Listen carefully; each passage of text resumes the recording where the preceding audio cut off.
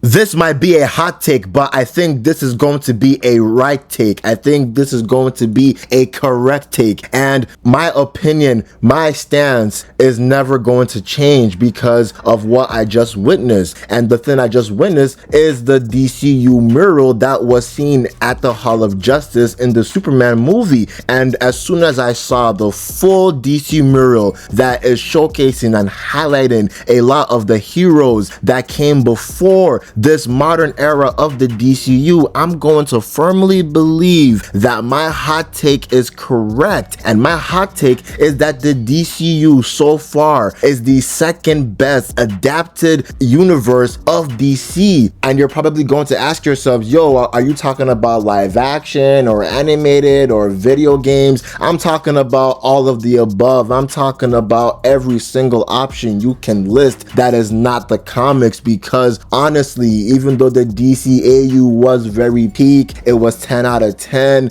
and in my honest opinion, it's still probably my best universe actually that has been adapted. But the DCAU is not my best one-to-one adaptation of a DC universe, because in the DCAU they got a lot of things wrong, man. They did not introduce Barry Allen, they introduced Wally West instead. They did not introduce Hal Jordan, they introduced John Stewart instead. And Hal Jordan inside the DCAU was proved to be some dimensional type of rift that happened in the Justice League Unlimited series. And also, fun fact, they made Kyle Rayner take Hal Jordan's origin in Superman the Animated Series. And they also did not have Jay Garrick. We saw Jay Garrick in the Justice League Unlimited comics, and those comics aren't really canon to the TV universe. And we also did not really see a lot of other elements in the DCAU, like Superboy. We did not see the Teen Titans, even though the Teen Titans were alluded to by Batman in Static Shock. We did not really see a full fleshed out Teen Titans in the DCAU. There is no Justice Society of America.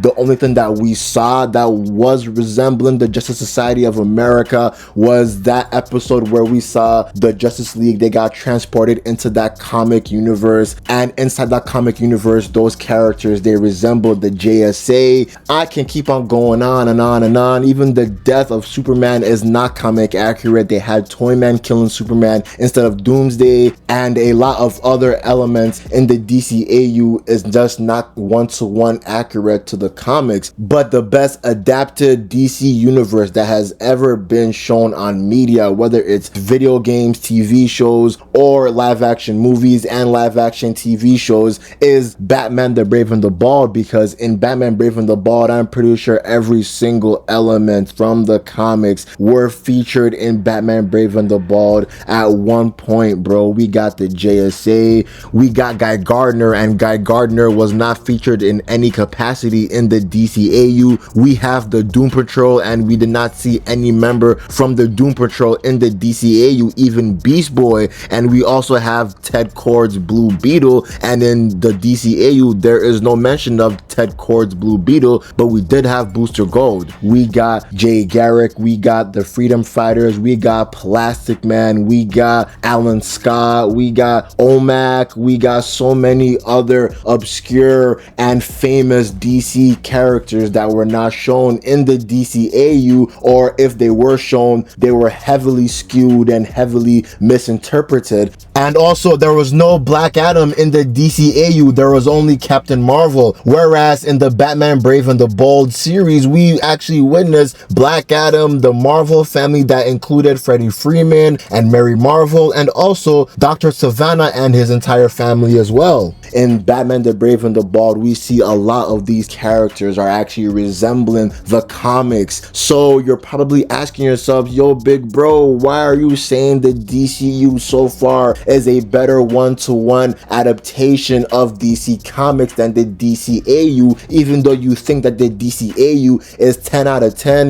the DCAU is peak, and it still probably is not going to be matched narratively. I think that the DCU is currently the second best, because this mural is showcasing a lot of obscure and hidden characters from the DC lore, and every single one of these characters except for one, and that one is Maxwell Lord, all look comic accurate, man. Now in this video, I'm going to list every single character that has been showcased inside this mural, bro. I will not really go in depth into their history and their origins and things like that, but I will briefly describe who they are. And we're going to start off this list by looking at the first person that I saw in this mural that really made me realize that, wow, James Gunn really is actually looking at the source material and he's just not skimming through the pages, and that is Silent Knight. And if you don't know who Silent Knight is, his name is Brian Kent, and a fun fact about the Silent Knight is that he's actually canonically related to the Kent family. He's kind of like an ancestor of some sorts. You know, he was living in the 6th century England, and he is related to the current Kent family. He is related to Jonathan Kent and Martha Kent. So Silent Knight, when I'm looking at him in this mural, he is actually one-to-one adapted like he is in the comics. Silent Knight's costume looks exactly like how he looks like inside the comics, and I'm really happy that they're actually adapting the comics one-to-one. So it seems that in the future of the DCU, we're going to be looking at a lot of cameos of these characters, and they're going to be wearing their comic accurate costumes. Now, another character that surprised me is this woman called Exoristos, and Exoristos is a newer character, but Exoristos, I don't really know too much of her because she came in the New 52, and I did not really read the New 52 because I hated the New 52. So a lot of these New 52 characters I do not care for, but I actually like that they introduced her. And Exoristos was an exiled Amazon of Themyscira. She was actually wandering around the world for a lot of years. That's who Exoristos is in a brief explanation. Then another person that we actually have inside the mural is Bess Lynn, aka Miss Liberty, and I'm surprised that her costume is one-to-one accurate as well. And she was a hero who was saving a lot of lives during the American Revolutionary War, and I'm so surprised that they actually really introduced her too. I'm so shocked that her comic accurate costume is being showcased, and I'm actually so thankful for that. Then the next person that we have is the Black Pirate, and the Black Pirate was a privateer who was working on a commission from the English king during the 16th century. And we're seeing a trend and a pattern here, and that trend is that the Black Pirate's costume in the DCU is comic accurate to the Black Pirate in the DC comics, and I'm really happy about that. I'm really happy that we're seeing a lot of comic book accurate costumes. And the next person that we got is one of the GOATs, Max Mercury. And Max Mercury, man, thank God they introduced him, because that means we're going to see one of the GOATs appear in the DCU, and that's going to be Impulse, because if you know who Max Mercury is, he actually became a guardian and a mentor of Impulse. And you know, Max Mercury was also around during the Golden Age as well, and he was actually around a lot earlier than that, during the 1800s, specifically 1838, and that is actually really good to see. I'm really excited that we're witnessing Max Mercury finally getting adapted on the big screen and on the little screen. I'm not even sure if it was even ever adapted on the animated screen. Like, I'm not even really sure. I'm scratching my head, and I don't think he was ever really adapted. I think only in the DCAU, but that was comics only. Remember, comics only isn't really accurate or canon to the Justice League Unlimited TV show. So I'm so surprised that happened. And then the next person that we have is Flying Stag, aka the Super Chief. And Flying Stag, he is a warrior that is empowered by the Manitou Stone, and this Manitou Stone gave him abilities and skills to become the Super Chief. And another person that we have is El Diablo, and El Diablo was a Western gunslinger that I'm not really too sure about his history, because I didn't really read any comics featuring El Diablo, but just witnessing El Diablo's inclusion into the DCU is shocking, because who really knows El Diablo? Who really knows all these other characters? Then another person that we are looking at in this mural is Hugo Danner, and Hugo Danner was an early metahuman. And a fun fact about Hugo Danner is that he is the father of Arnold Iron Munro. A lot of these names you guys probably do not know. Me personally, I know like 3/4 of these names, and Hugo Danner is a name that I do not know. So I'm really shocked that James Gunn literally digged in his ass crack and he actually found some obscure characters in his ass crack, and he put these obscure characters in the DCU. So that's so good to see, honestly, even though a man digging in his ass crack is really a weird analogy. But hey, pause. Let's not think about that. Let's actually think about the next person in this mural, and that next person is actually consistent of two people. That is Bullet Man and Bullet Girl, because both Bullet Man and Bullet Girl were a superhero family, and honestly, I don't really know too much about them. I just know that I saw Bullet Man earlier in Batman the Brave and the Bold when he had a cameo in one of the episodes, and I'm just thinking to myself, wow, these guys, they actually really know these comics, even though they did change some things in the Superman lore during the Superman movie, like the Jor-El pass. It seems that they at least knew of the history of Jor-El and Superman and Lara, so that they can actually have a say, or they can have a justification in changing that. So I'm actually so shocked and kind of happy that they're introducing these obscure characters, man.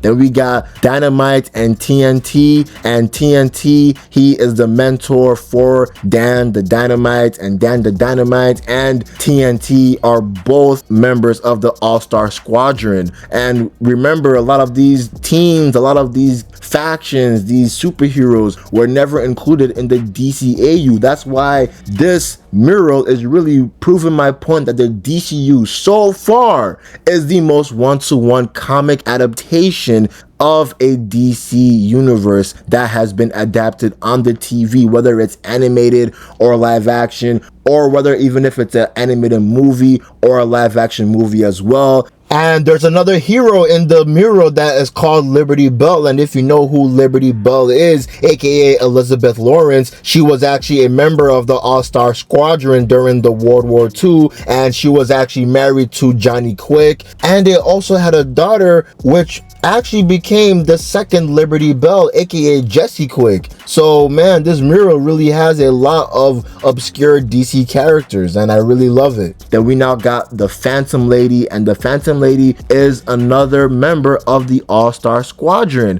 And the Phantom Lady, honestly, like, I'm so shocked that they even included her too, because she is also a member of the Freedom Fighters. And that means since she's included, that means my GOAT Plastic Man is going to be included in the DCU, because who was also a member of the Freedom Fighters as well? Plastic Man, and also Uncle Sam and the Ray and a lot of other people. So I'm just really excited for that. And then we now got Atomic Knight, and Atomic Knight, I don't really know too much of his history. Honestly, I don't really know too much. I like his costume though, but he is a hero that inspired to improve the world after a vision from the future. I don't really know too much of that, and I'm just excited that they're even introducing and including these unknown characters. I'm so shocked, man. Then we got another character that I kind of know and I kind of read in the past, and that is Freedom Beast, aka Dominic Mdawe. And Dominic, he is a South African superhero, and he's actually the successor of Bwana Beast, because Bwana Beast, he died during the post-crisis timeline. So Dominic actually became Freedom Beast as a successor, and I'm really so shocked that they actually included Freedom Beast, man. That means my GOAT Bwana Beast is going to join the DCU too, so that's so crazy. And probably the most important and best inclusions that the DCU added is the exact existence of the Justice Society of America. I remember seeing people online were being mad that Superman was not the first hero of Metropolis or the first hero of the world, and I respectfully want to tell every one of those people to shut the fuck up, because sure, yeah, Superman did start and he did create the modern age of the superheroes after he actually introduced himself in Metropolis, and this caused Batman, Wonder Woman, Flash, Green Lantern, and Martian Manhunter to come out of hiding to reveal themselves. But before Superman, there was a famous team called the Justice Society of America that included Jay Garrick, Alan Scott, Wildcat. It included so many other characters, and it included Dr. Fate, the Spectre, the first variations of the Atom, Dr. Midnight, Hourman. So many of these characters that are included in the Justice Society of America,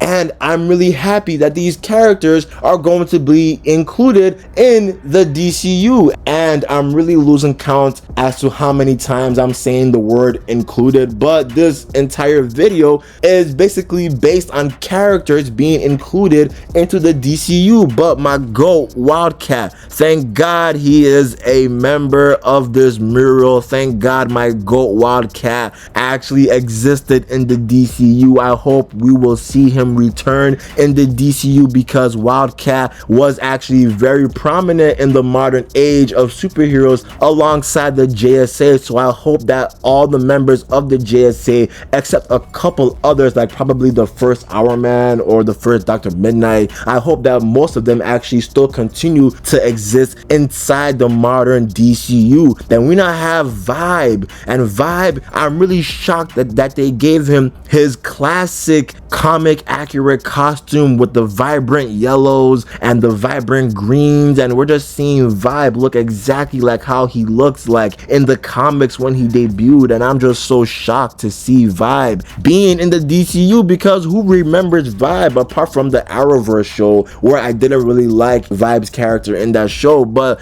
that's neither here or there. Now this is a character that I do not know, and his name is Gunfire. And Gunfire, I'm just looking at his description. Gunfire is one of the New Bloods, and he was indirectly created by the Bloodline Parasites. And just looking at him, I mean, his suit's cool, but I don't know who he is. But it's really good that I don't know who he is, so that he is actually included into the DCU, so I can find out who he is. I can actually strive to learn who Gunfire is. And another person that was added into this mural is Maxwell Lord. Now this is someone that we all know who Maxwell Lord is. He funded the Justice League International, that P classic team that included Booster Gold, Guy Gardner, Fire Eyes, Batman, Martian Manhunter, Captain Marvel, Oberon, Big Barda. So many other names have been included in that P classic team, and Maxwell Lord, he is a part of the DCU. So I hope that the Justice Gang can slowly turn into the Justice League International, because since we already have Guy Gardner on the team, we need the Justice League International to debut in the DCU. So now we can go on to